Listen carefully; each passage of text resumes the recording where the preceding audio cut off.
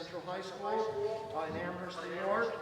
And it's my distinct pleasure to welcome you today to this event. It's been several months of project with my colleagues here at Amherst Central High School. My name is Justin Pomietlarz, Director of Choirs at the high school. And on behalf of my colleague, Mr. Matthew Penderak, Director of Orchestras, and Ms. Kirsten Raitzer, Director of Bands, it's our pleasure to welcome Maestro Jaman Dunn from the Buffalo Philharmonic Orchestra today, here live in person in Amherst, New York, and Dr. Malcolm Merriweather, who is probably in Manhattan, up in Washington Heights area. So good to welcome you, Dr. Malcolm Merriweather. I'd like to thank a number of people who made this project possible. Certainly and foremost, our students here at Amherst who have engaged in intellectual and fruitful dialogue. This is a very special school district in a place that accepts diversity, is willing to challenge each other and have conversations that challenge themselves, and I've been inspired by them throughout this project. It has been truly educational experience for me as well, to see the attitudes and morale of young people, as young Americans moving forward in this country. I'd also like to thank Greg Pigeon, our school principal, and Nan Abels, our vice principal, who has supported this project, as well as Sue Paul Saladino, who heads up our Black History Month celebration here at Amherst Central High School, Pam Fordham, who has been endlessly supportive of this project over the last number of years and this choral program, as well as Dave Schnell, our technical director for Amherst Central School District, providing us with a number of equipment, and student Owen Grubb, who's been assisting us with the sound here at school. So thank you to all those people. Thank you especially to Mr. Penderak for all of his technical assistance, his endless support. It's greatly appreciated. And the video that we'll see today from Ms. Raitzer of the student body performing Lift Every Voice and Sing, the stunning amount of hours that it took her to produce that is extraordinary, and I thank her deeply for making that happen. I'm proud of all of that. Without further ado, I'd like to welcome and introduce Maestro Jaman Dunn. He currently holds the position of Assistant Conductor with the Buffalo Philharmonic Orchestra and is the Interim Music Director of the Buffalo Master Chorale. A native of Chicago, Illinois, he attended the Ohio State University for his undergraduate studies, earned his Bachelor of Music and Vocal Performance at that institution. During his time at Ohio State, Mr. Dunn founded and conducted the Buckeye Philharmonic Orchestra, the university's only student-completely run ensemble. Mr. Dunn earned his Master of Music and Orchestral Conducting at the Boston Conservatory at Berkeley, where he led the Conductor's Orchestra and assisted with the Boston Conservatory Orchestra. Vocally, Mr. Dunn has performed throughout the Midwest and Northeast in both oratorio and operatic repertoire, including works of Handel, Mendelssohn, Mozart, Verdi, and Horvath, among others. In a professional capacity, and certainly a reason that he is here, we've developed this relationship. He hopes to raise awareness for African American performers in classical music at all levels and at all mediums. So welcome to Maestro Dunn.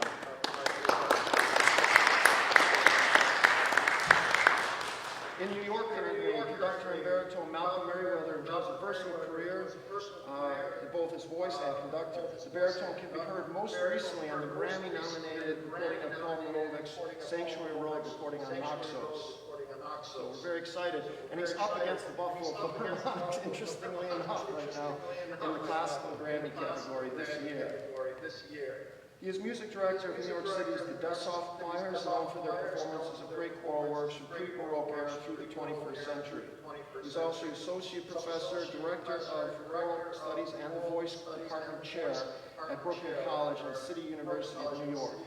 And he's also the artistic director of Voices of Haiti, a children's choir in Port-au-Prince, Haiti, operated by the Andrea Bocelli Foundation, with whom he had the privilege of performing at the Vatican for the Pope.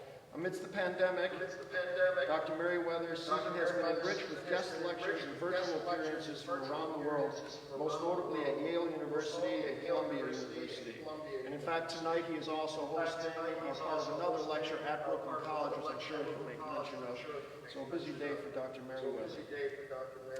Dr. Merriweather has been featured as a soloist with the Boston Symphony Orchestra, the Dessoff Choirs, the New York Choral Society, and the Bach Vespers Choir at Trinity Church in New York. Dr. Merriweather holds his Doctor of Musical Arts degree in conducting from the Manhattan School of Music, received his Master's Music degrees in choral conducting and vocal performance at the Eastman School of Music in Rochester, as well as his Bachelor of Music degree in Music Ed from Syracuse University, summa cum laude. So without further ado, Dr. Malcolm Merriweather in New York.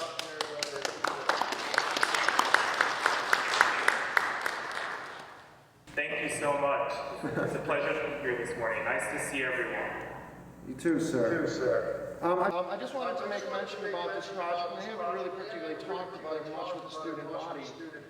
But interestingly, this little white boy from Orchard Park, New York, grew up a fairly privileged lifestyle and went to SUNY Fredonia, earned my degrees in piano performance and choral conducting. I got my first teaching job in inner city Rochester. And I learned very quickly about the diversity of America that I hadn't really learned in my youth. And but interestingly enough, from that point of my graduation, including a few professors, the most pivotal and critical, influential teachers and professors and people that supported me in my career were African Americans. Robert Jordan, my piano professor. I think of Lawrence Burnett at Carleton College, Minnesota. I think of Leslie Hamilton Rose. I was one of only 2 white faculty on the west side of Rochester at School 54 and 44, and yet Mrs. Rose embraced me and helped me to acclimate myself, to learn as a teacher and support all the endeavors and projects that I did. I moved from that school to a middle school that had subsequently been closed because it was such a tough school. And yet Bruce Alexander, the principal there, again embraced me, and I ended up playing this piano recital, passing out pencils, playing Chopin to these kids, and I'll never forget it. The entire student body listening to this piano recital, all encouraged by Mr. Alexander. The list could go on.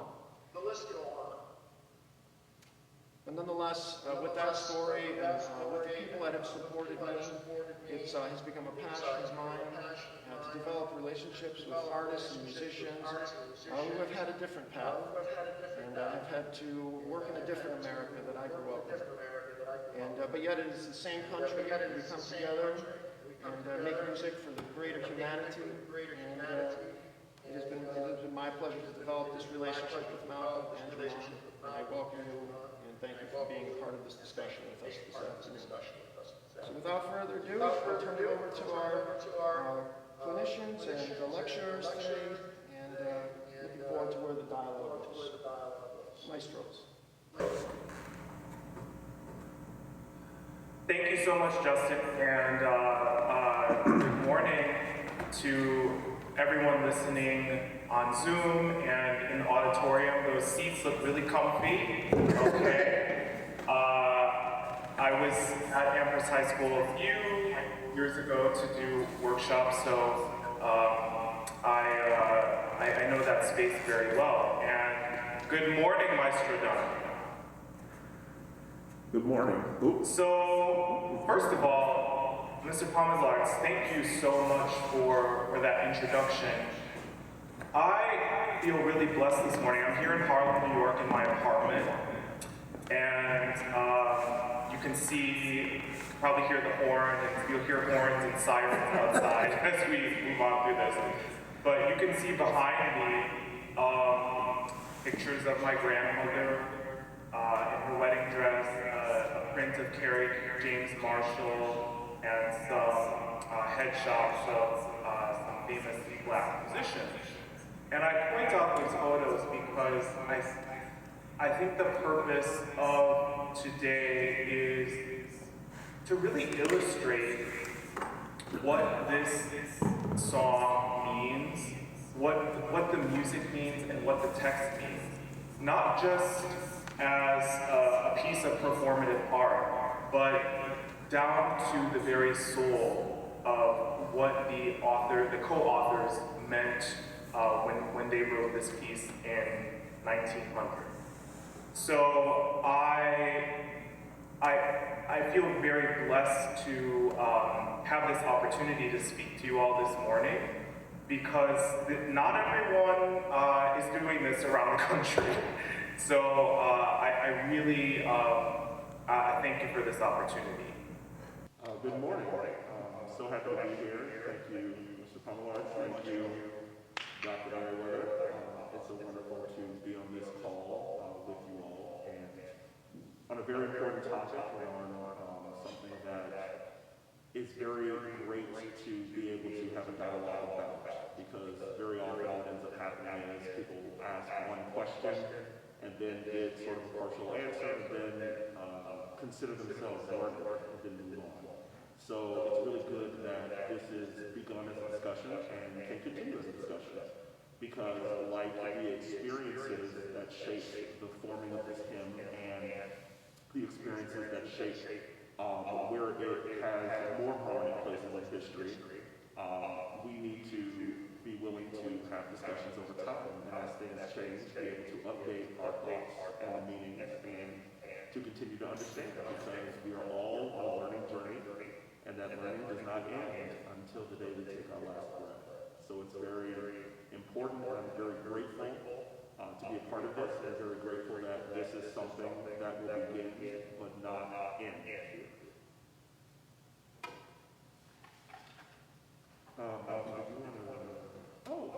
Justin, you have your thing. Unless Dr. you want to say something. No, it was just fine trying to find out it's a Zoom thing.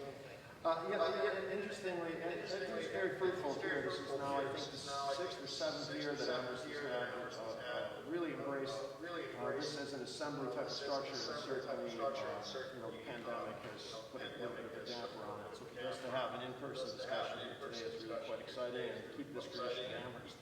And we're really blessed here to have a school of diversity and to maintain our top 10 status in public school education in Erie County, and we're blessed. And I think our strongest asset is the fact that we have so much diversity socioeconomically, and even in our programming here. So it's a discussion that the school always has, who we are and what we are. I think this would be a good segue to share the performance now. Here's our world premiere. Miss Rachel sent us this at 1:30 in the morning last night. She's been working on it for literally a week and a half. So students, I hope you enjoy your work. And here we are. Amherst performance. Lift every voice and sing. Wind Ensemble, concert, chorale, and Symphony Orchestra.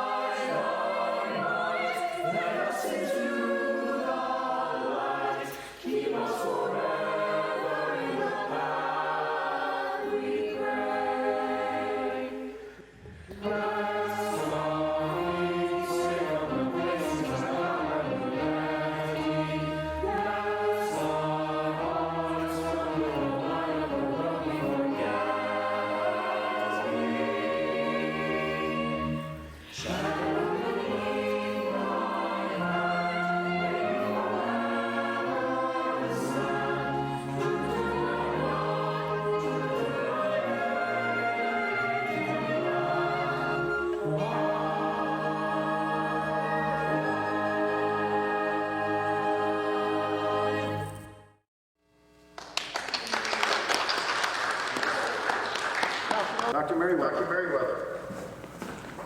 Wow, bravo. I actually just opened my email and watched the email so that I could listen to the performance. And it is so moving to see so many faces, to see the violins playing, lift every voice and sing, to hear the marimba. and I love the tempi, the reverence that was shown, and the a cappella section at the end. Bravo, bravo. So, I'm thinking back to my first experience with Lift Every Voice and Sing as a young black child. I grew up on Grand Island, New York. How many of you know where Grand Island is? Okay, yeah, you know where it is. Those blue bridges. Home of the Vikings. Not a lot of black people on Grand Island. I think I was one of two in my graduating class from Grand Island High School.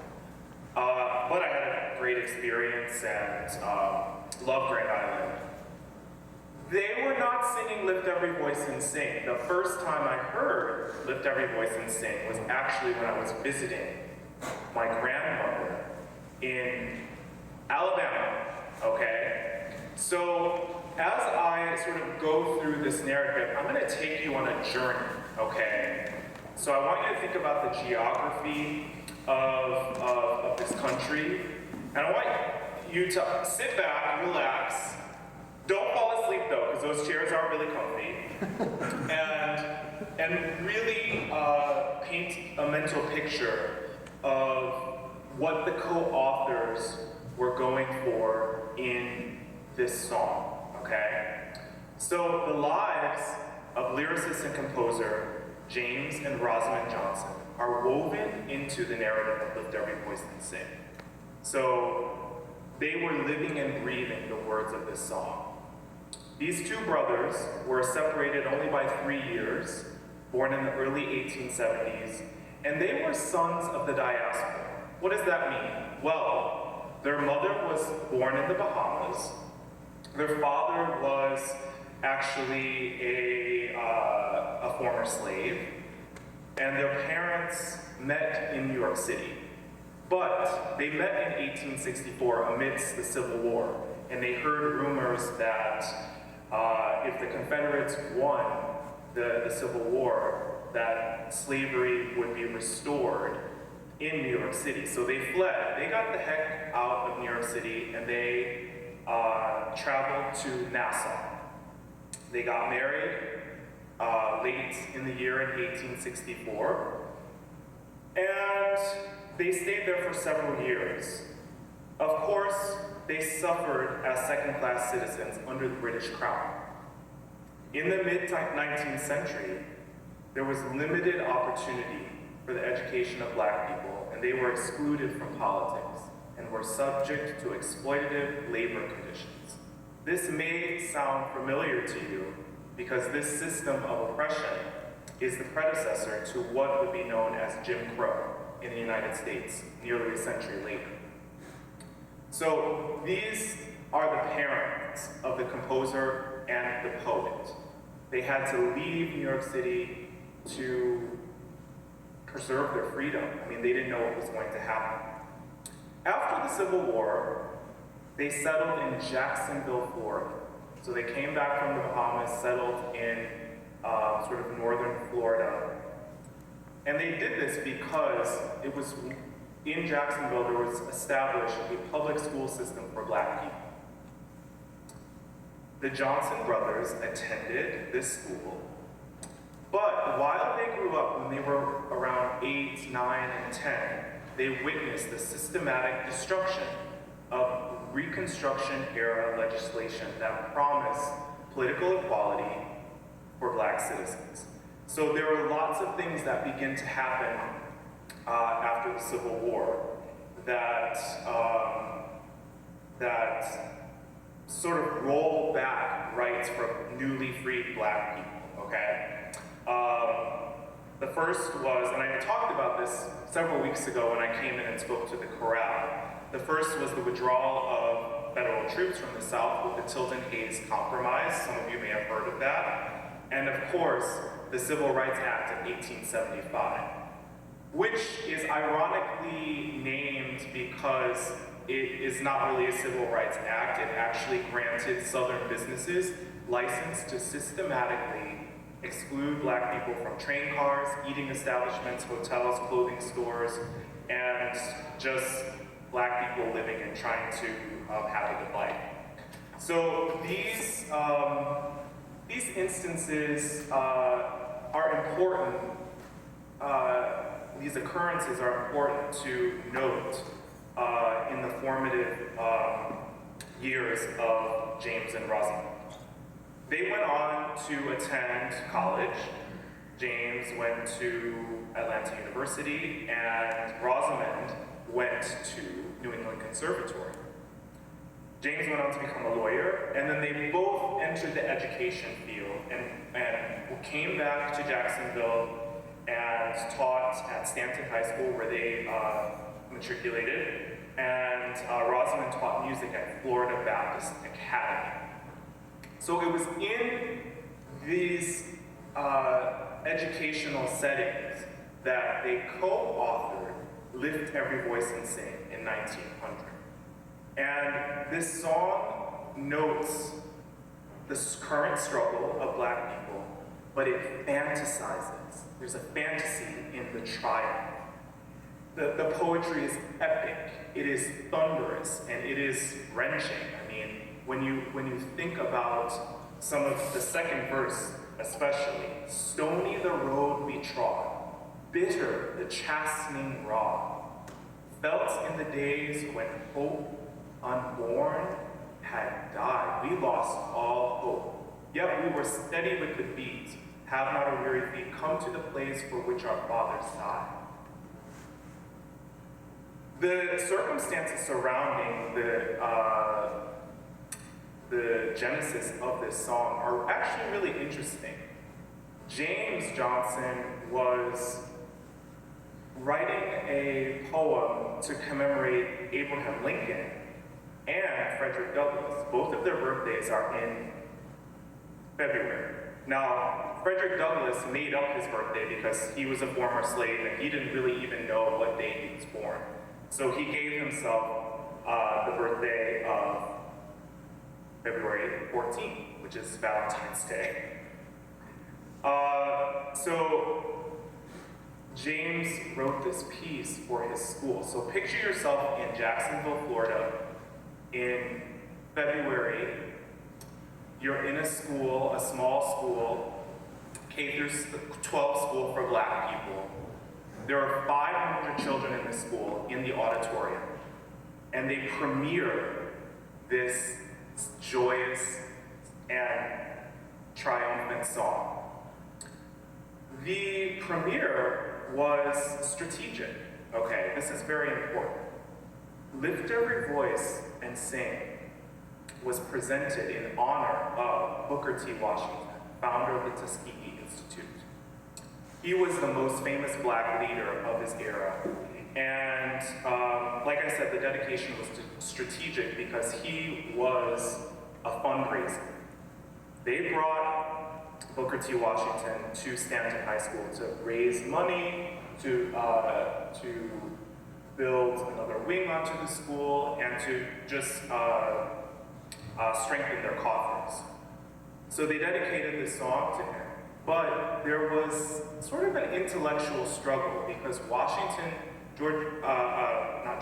Booker T. Washington advocated for economic development by means of vocational education, meaning at Tuskegee they were training farmers, they were training people in horticulture, gardening, to be seamstresses, to be launderers, so really sort of a broad, skilled labor professions. However, this really contrasted what James and Rosamond were advocating for their students to enter the academy, to be scholars, to be lawyers, to be musicians. But they recognize the power of Booker T. Washington.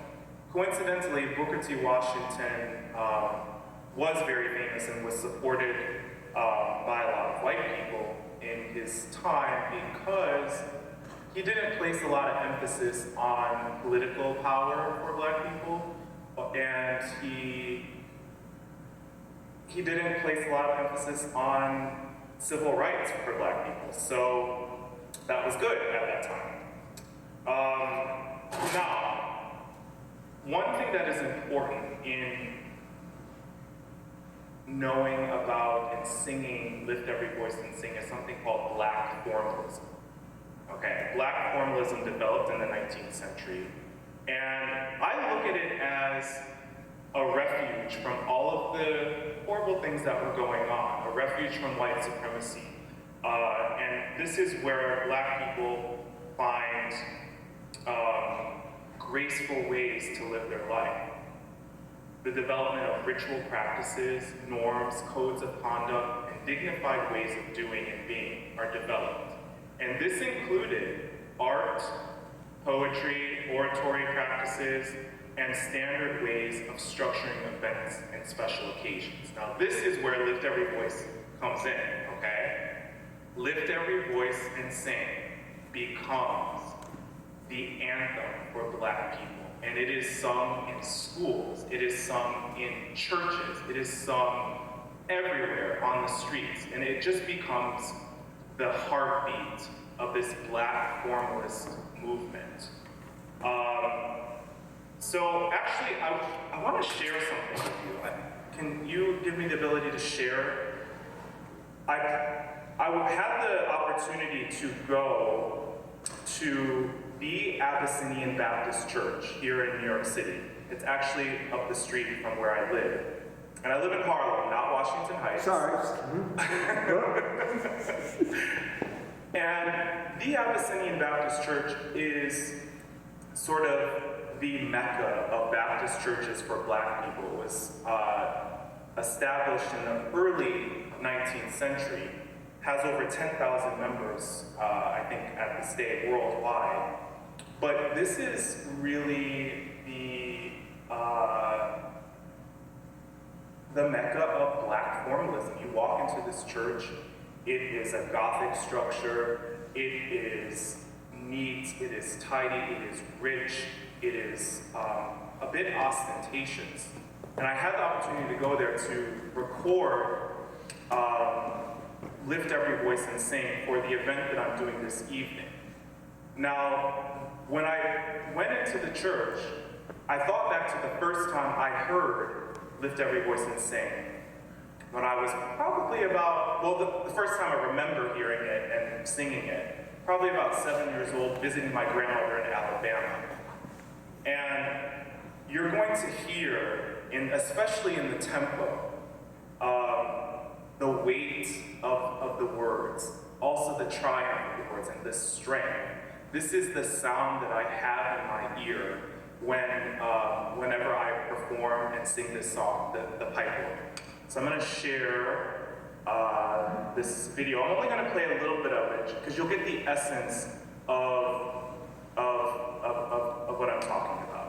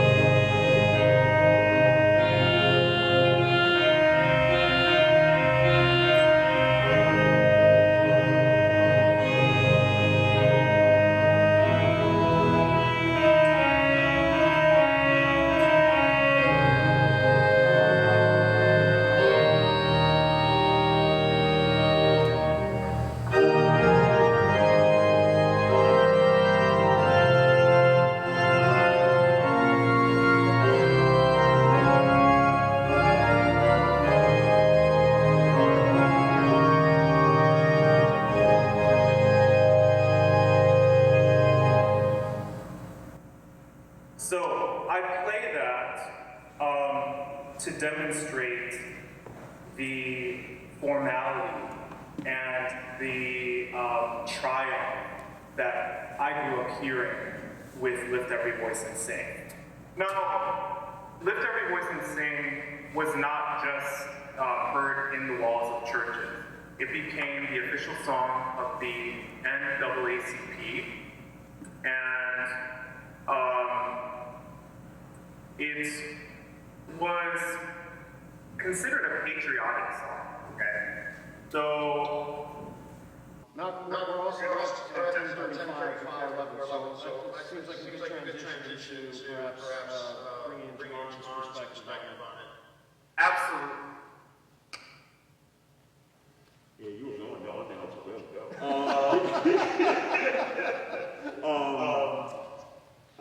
So, I guess to sort of take the subject of what you were saying and sort of give my personal experience with it. As far as personal performance experience, I first sang this in church actually. As a young kid, it was something that we would sing every Black History Month and then at other times throughout the year. I also went to a predominantly Black elementary school, so we actually would sing, lift every voice and sing before school every day. So it would be, you know, we say the Pledge of Allegiance, we sing the Star Spangled Banner, and I sing lift every voice and sing, and then announcements, and then all Nature Day. And so that was just kind of, I was born and raised in Chicago, so that could be sort of indicative of why that is more likely to happen.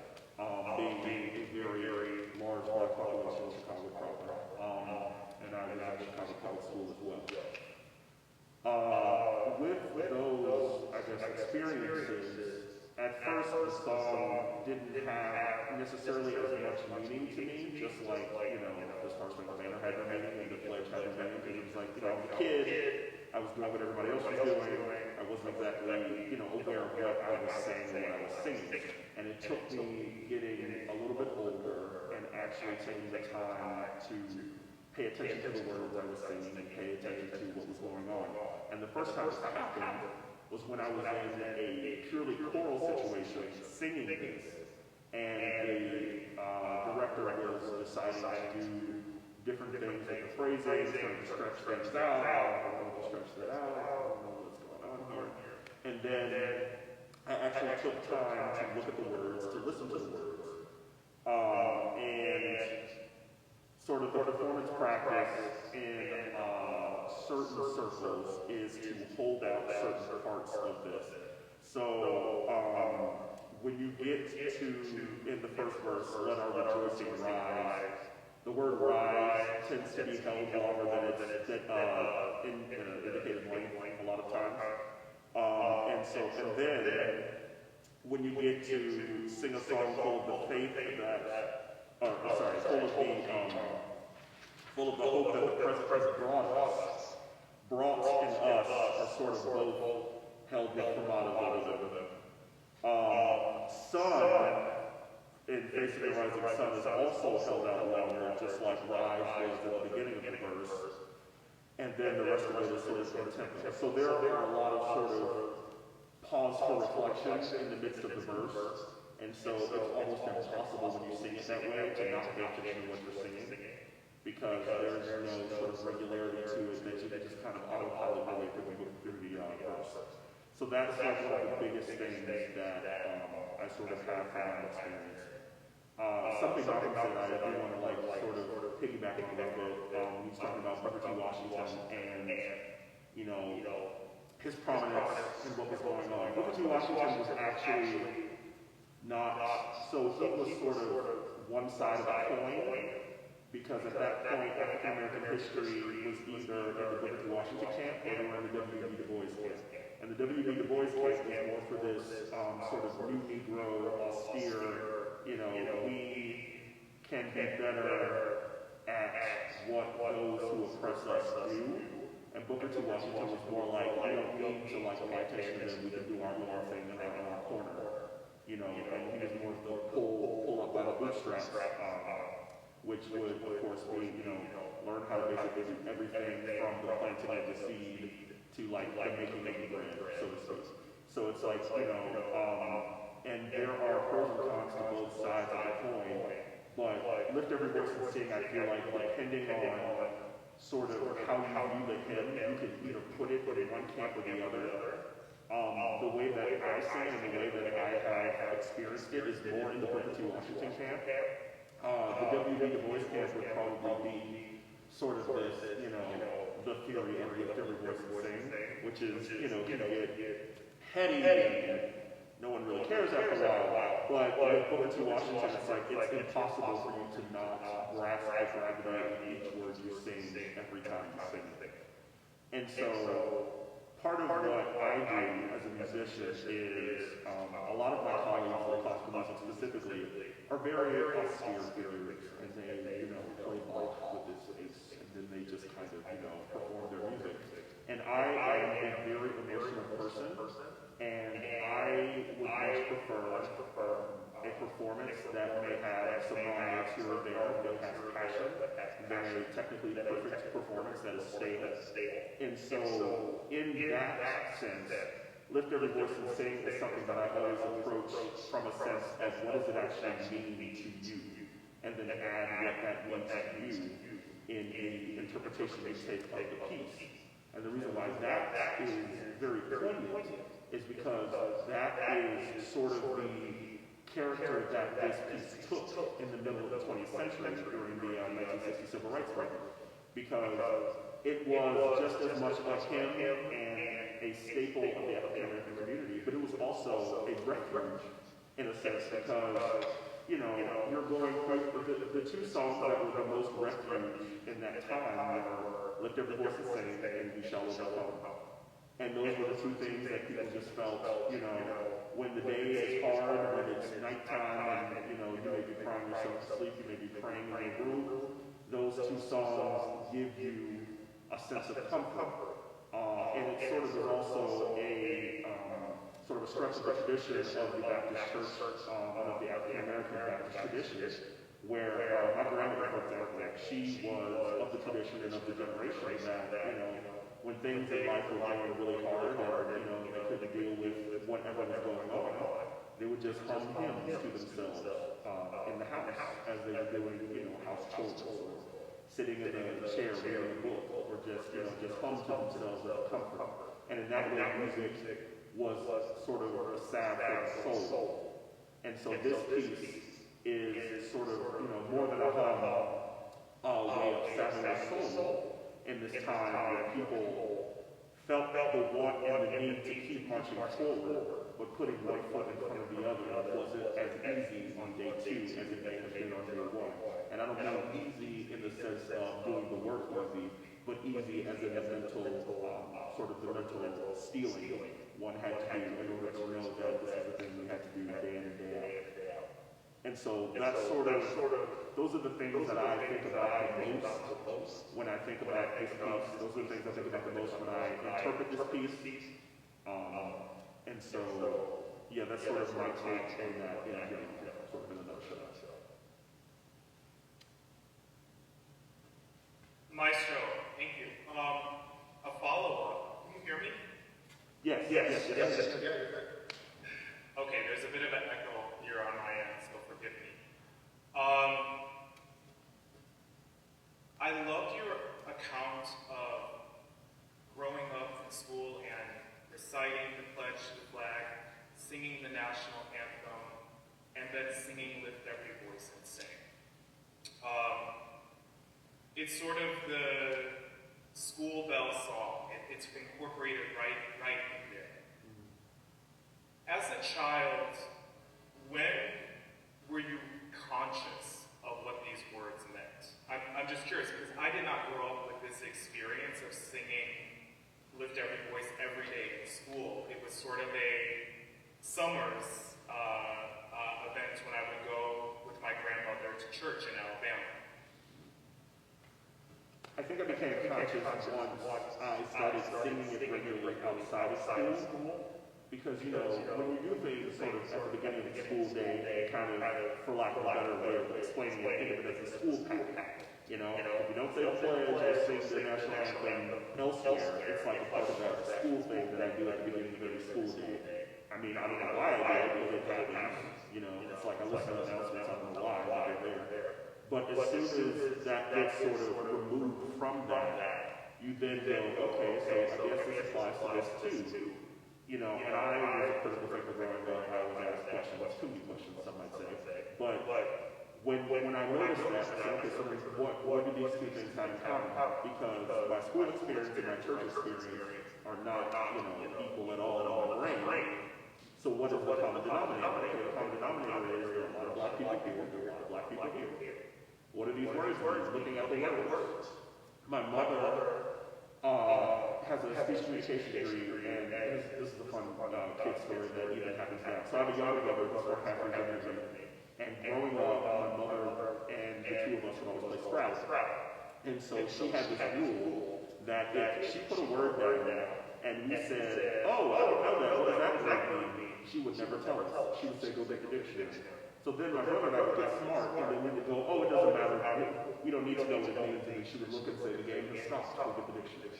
So this is one of those things where I started looking at the words, having that sort of, get the dictionary mentality from my mother playing Scrabble. I went and said, okay, let me figure out what these things are. What are they? And then, what is the chasing rock? What stony the road? Are there stones in the road? What does that mean? How does that transcribe to what an experience is? The harmonies of liberty. But I thought, the United States is already free. What does that mean? Exactly. So these things that you grow up not necessarily knowing the depth of and wanting to figure it out. And so the second I saw the hymn taken out of the main context I was used to it is when I started really starting to study. I think the discussion here of linguistics and the analysis of text might be a nice transition into the Langston, Hughes, and the Margaret bonds, and some of the parallel influence on those types of composers before we sing. And one thing I think about even like the bonds that we're about to perform, and the reference to President Lincoln and his metaphor of rivers, the flowing of rivers in this particular text that Langston Hughes that we'll sing in a moment. And really, the genesis and inspiration, of the hymn to artists and poets throughout the 20th century, like Langston Hughes or like composers like Margaret who, I'd be curious of what even the connection is between all those people. Certainly, that's not my area of research. But it's interesting too, Malcolm, just thinking about how all of our experience is really post-high school, like our growth from family and personal experience that was in our early adulthood to this hymn, and how we mutually all share that. But perhaps Ryan will maybe speak about the Langston Hughes and perhaps draw a parallel there and perform for the student body. Sure thing. Langston Hughes, fantastic poet, lived in Harlem, where the good doctor is currently and this specifically, the Negro speaks of rivers. And it's such a poignant poem. It's one of my favorites of his. The other is I Too Am America, is my other favorite Langston Hughes poem.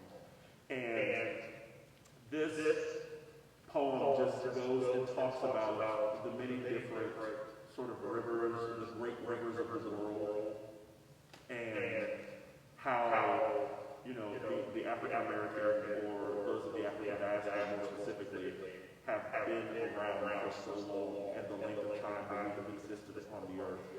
And it sort of goes into that intellectual deep presence that we as a people have to exert on the world and give to the world.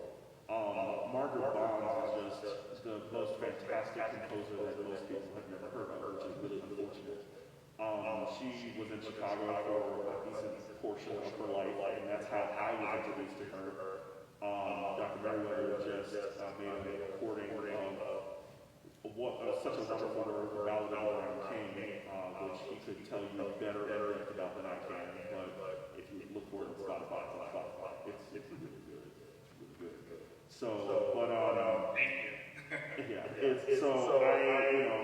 want to talk a little bit about Margaret? Because I feel like you have to. Sure.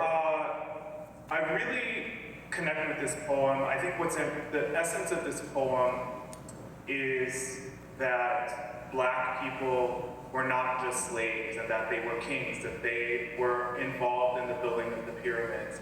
There are great kingdoms throughout Africa, and it is something that is very evocative. If anyone has been to Egypt, I went to Egypt 2 years ago because I wanted to see the pyramids, and it is more awe-inspiring than any cathedral, any art gallery that I've ever been to, right from the continent of Africa. But one thing that I just would like to add about Langston Hughes and Margaret Bonds and the Chicago Renaissance paralleling the Harlem Renaissance is that all of these poets, these musicians, they were friends with each other, and they were hanging out, they were going to clubs together, they were socializing, but they were also working with each other. They were collaborating, but they were also very critical of each other. Okay, so there is, Lift Every Voice is celebrated, but it was also criticized. It was also a subject of satire.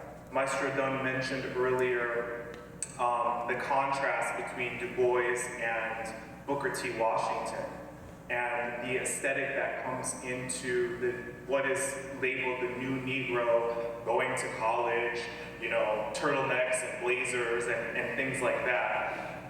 That was criticized by a lot of intellectuals, namely the poet County Cullen, who was a contemporary of Langston Hughes. And he criticized and actually parodied Lift Every Voice and Sing in several of his poems and books. You know, in a way saying that this isn't the only way. The idealism, the perfectionism that exists in Black formalism is not the only way for Black people to achieve greatness. And interestingly, it also appears as satire. I found this interesting, I'm just gonna read this communist satire of Lift Every Voice and Sing, which was penned by journalist George B. Murphy, who was just he just wasn't happy with the way the NAACP was advocating for Black people, and he thought that the Communist Party was the right way. So he wrote this satire on Lift Every Voice and Sing. I'm just gonna read the first verse. Lift every voice and sing, till communism reigns. Rights with the true Soviet liberty. Let our revolting rise high as the listening skies. Let it resound loud as the rolling sea. Sing a song full of strife that the dark past has taught us. Facing a red, red sun of a new day begun, let us fight on till victory is won.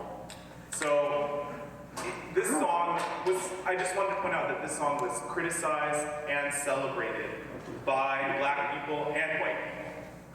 Now, I am so excited to hear this Margaret Bonds. I want to say that this piece originated as a solo vocal piece, but it was also arranged for choir. So maybe Mr. Pomietlarz, you will perform it one day with your choir. Yeah, maybe. So this is the Negro Sings of Rivers. Speaks of Rivers. Yes. By Margaret Bonds, text by Langston Hughes.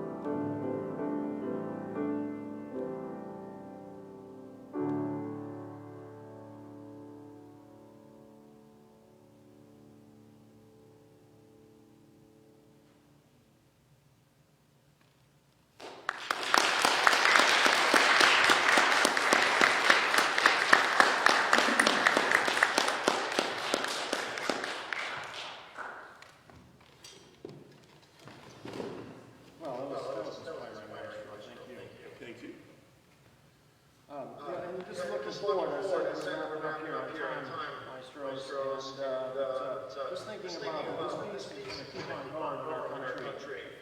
They've referenced certainly to the student body, certainly the NFL just started the 2021 season in the midst of the pandemic. Before every week one football game, this hymn was played. I think about, we talked in our last conversation about, looks like Malcolm about that. Dr. Merriweather, there you are. Did you pop out? I got kicked off. Oh, sorry. So we were just trying to talk about contemporary use of hymn, just mentioning, this certainly is what we spoke about before, the NFL earlier this season. And even current legislation that we talked about with the congressman down south proposing that this become the national hymn. Who knows what that dialogue means. Certainly it's part of our American dialect, and in talking with the students about this piece, that I think the brilliance of the Johnson text is that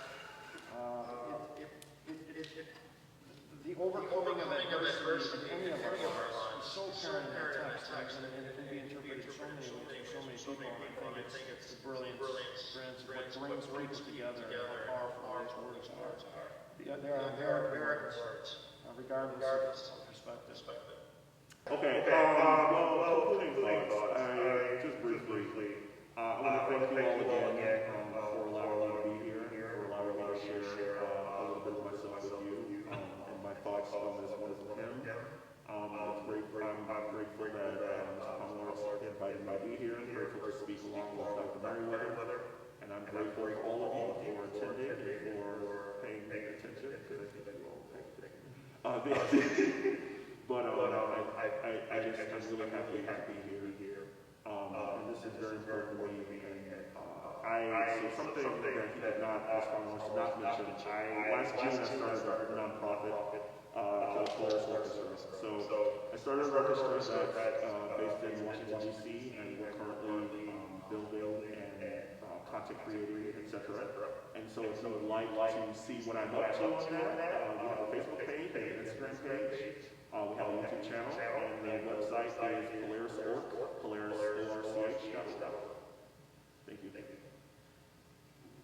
Dr. Merriweather, I would love for you just to tell us what you're doing this evening, too. It's a similar topic. Fabulous organ playing. That is an amazing instrument. That's Skinner. That's a nice. Is it a Skinner? The chants. It's a chant. Yeah. Thank you so much. First of all, thank you, Mr. Pomietlarz, thank you, Maestro Dunn, to the students and faculty at Amherst High, to everyone who's doing tech today. This means so much to me, to my mother, to my grandmother, that these names are just being uttered. Margaret Dunn, Rosamond Johnson, James Johnson, Du Bois, because for so long, these people have been stricken and silenced from the curriculum, okay? And this event is part of the change. So everyone involved today, thank you from the bottom of my heart. This evening, I will be moderating an event entitled Catch the Fire, Social Justice in Film, Music, and Curriculum. What does that mean? So this is the centennial of the Tulsa Massacre, which happened in 1921. How much time do I have? Well, we're over by 4 minutes. Anyway, it's a... I can forward the link out there later in 2 minutes, but one sentence about the topic. One sentence about the topic. Thank you, I have to be concise. We are looking at the HBO film and series Lovecraft Country and its portrayal of music and social justice and the responsibility of composers with these traumatic